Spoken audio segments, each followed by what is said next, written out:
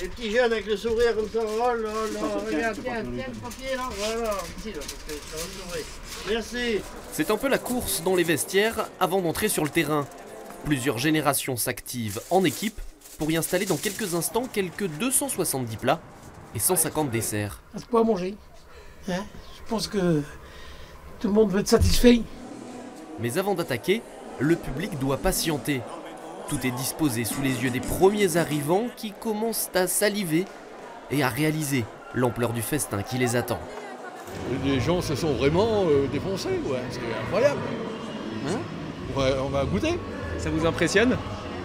Ben, je suis surpris de voir une telle activité dans un village si petit, 600 habitants. Hein, il faut le faire, là. Il y a à manger pour combien de personnes, je ne sais pas. Eh bien environ 600 personnes tout de même, ce qui représente quelques milliers d'heures passées en cuisine. Heureusement, l'union fait la force pour une centaine de cuistots très organisés. Ça, il faut le laisser au frais. Ça, il faut le laisser au frais. Si ça reste là, ça tourne. On est une dizaine de cuisinières à faire plus d'une vingtaine de plats. Mais en fait, c'est l'implication de tous qui est importante parce que sans toutes les cuisinières bénévoles, en fait, sans tout le village, ce festival, il n'existerait pas. Comment on se sent le jour J, une fois que tout est sur la table enfin? Je vous dirais que la pression monte au fur et à mesure de la matinée et elle va redescendre une fois que le président annoncera que le buffet est ouvert. Voilà. Mesdames et messieurs, je vous déclare le buffet ouvert et bon appétit.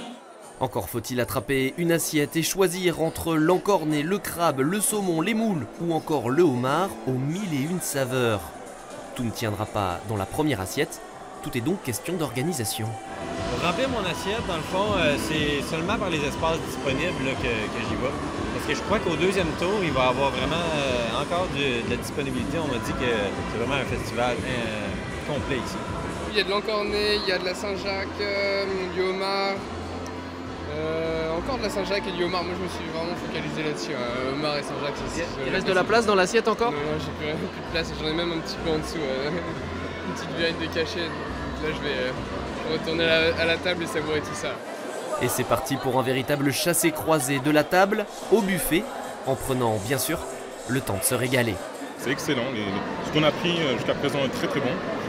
Donc je retire mon chapeau aux cuisiniers de Miquelon. Et c'est clair que je vais y retourner parce que franchement c'est excellent. Et ce goût, c'est aussi le résultat d'un pari un peu fou, lancé en 1989 par un ancien président de l'ASM qui n'en attendait pas tant. Je viens maintenant un peu par gourmandise, voyez-vous. Alors, ce sera sûrement un bon repas. Vous imaginiez au début que le festival des produits de la mer devienne ça? Jamais, jamais, comme vous dites. On me disait toujours faire manger des produits de la mer, faire manger du poisson, du mot. Il ne faut pas avoir d'idée. Parce qu'à ce moment-là, manger du poisson, c'était presque pénitence. Et c'est depuis devenu une référence qui incarne plus que jamais la force et le cœur d'un village capable encore, 30 ans plus tard, de rassembler tout l'archipel.